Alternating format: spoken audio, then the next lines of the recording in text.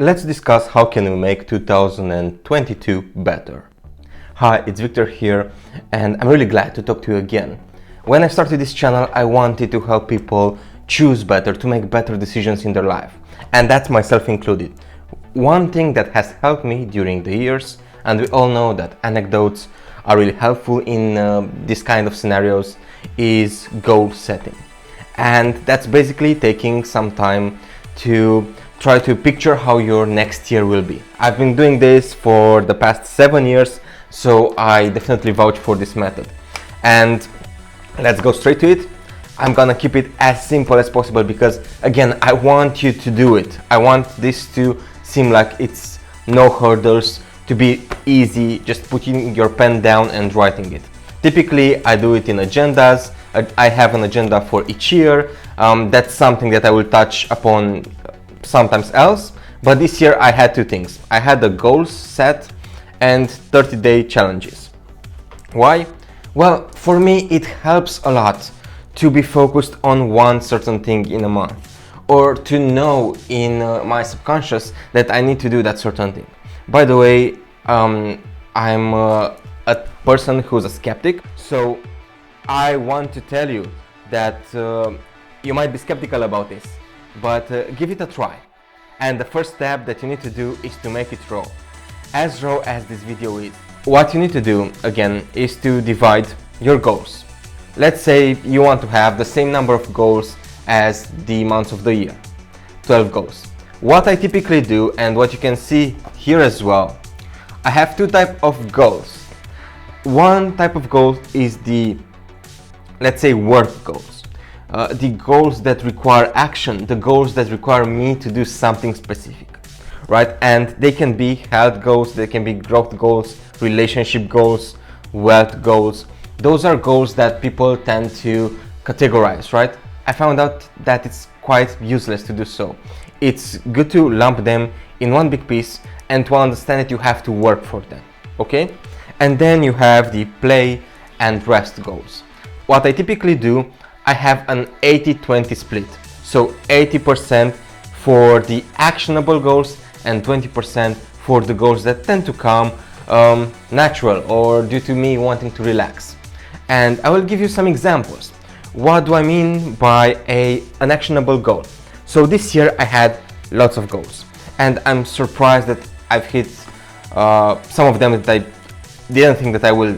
And I'm not saying it's because I put them down, but the thing is, you get certain clarity when you do so. You get clarity when you're writing things down, when you see them over and over again on the course of 1 year. And that's why it will probably help you as well, right? It's not a matter of necessarily something magically happening. No, it's a matter of you reminding yourself day in and day out what you should be focusing on, what you should pay attention to. So, some examples of actionable goals. They can be, for example, for me, I wanted to buy a house. Well, that was done, and that took, I'm not gonna lie, 6 months of my year. But definitely I was doing some other things as well. I joined the master's program, and I'm spending my time writing research papers and things of that sort. So yeah, it's fun, I would say. It's definitely interesting. And I definitely recommend, if you want to pursue anything in that area, put it down here. So let's say, again, you want to have the 80-20 split.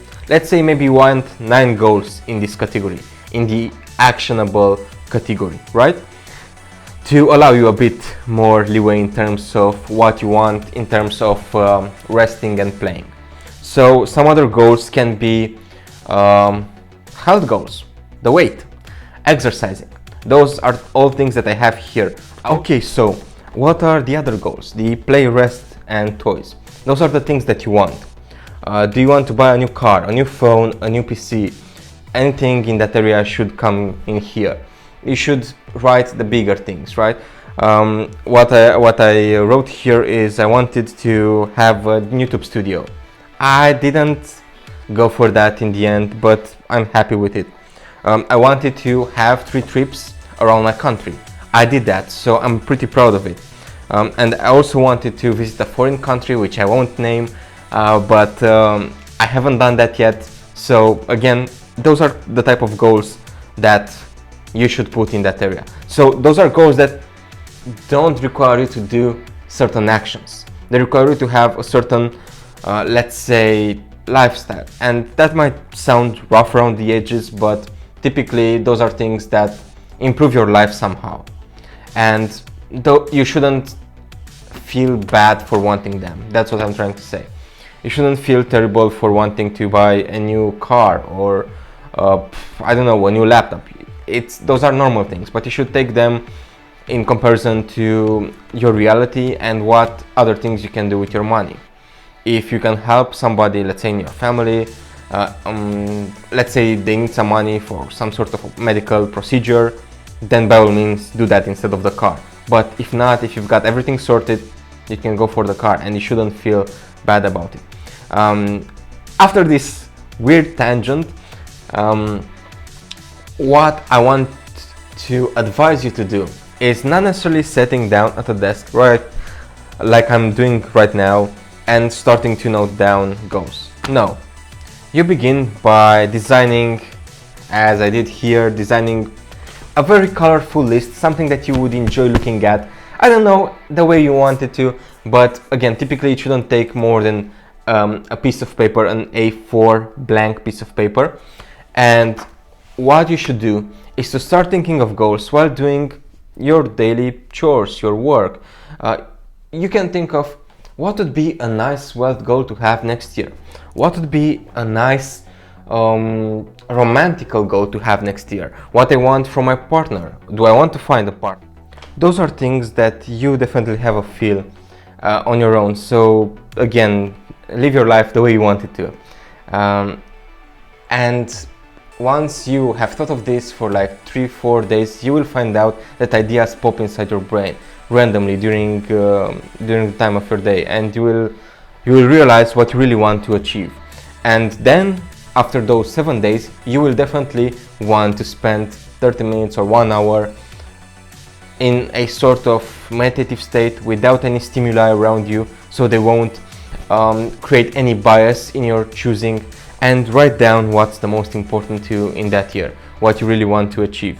For me, again, another thing that I really wanted to do was scripting and filming videos, but some other things took a higher priority for me last year, and I realized that next year this goal is not gonna be there. I want to do some other things, and they really excite me. So you might find yourself to have like 12 or 15 or 16 goals. The best thing to do is to trim them down to the things that are really necessary. And for that, I have also did the 30-day challenges part. And again, you may want to do it or not. I have a video on that, an older video when I was much slimmer. So definitely health is going to be one of my main goals next year. But again, in all the other terms, I've had I'm really happy the way things turned out, and I want to say in the end a word of encouragement, because I know that for so many people this year has been tough. We've lost a huge number of people that were close to us, people that were friends, people that were family, people that we cared for, and it feels odd not having them around.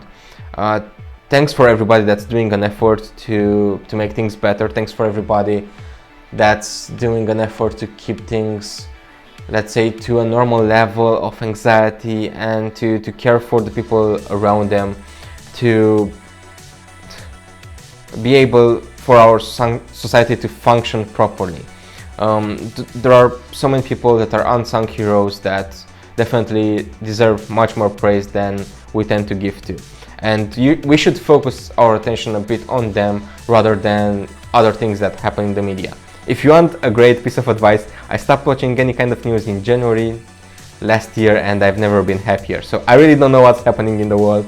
I really couldn't care less, to be honest, because if I want to know something, I will definitely Google it. But being fed with so many negative thoughts on a daily basis, it's not helpful. So yeah, that can be one of your goals this year. But anyway, I've gone on for way too long. I wanted this to be less than 10 minutes. I never managed to do those, but to recap, really quick recap, you have a split, 80% actionable goals, 20% non-actionable. The actionable goals are your work goals, the health goals, the growth goals, the wealth goals, the goals regarding your relationship, your family, anything that you are typically seeing in any kind of social media post around goal setting or anything like that, or in any book in that matter. And then you have the other 20%, which are the goals that you should not feel bad for. So when you are doing these new goals, look into your own thinking from the past years, see what has changed, see what has not. And I really believe in your power of critical thinking. I do believe that we should exercise it more, but I do believe that we still have it. We're not doomed yet. So I definitely trust in you. I trust that you can achieve everything that you set for yourself and all the things that you deem important in life.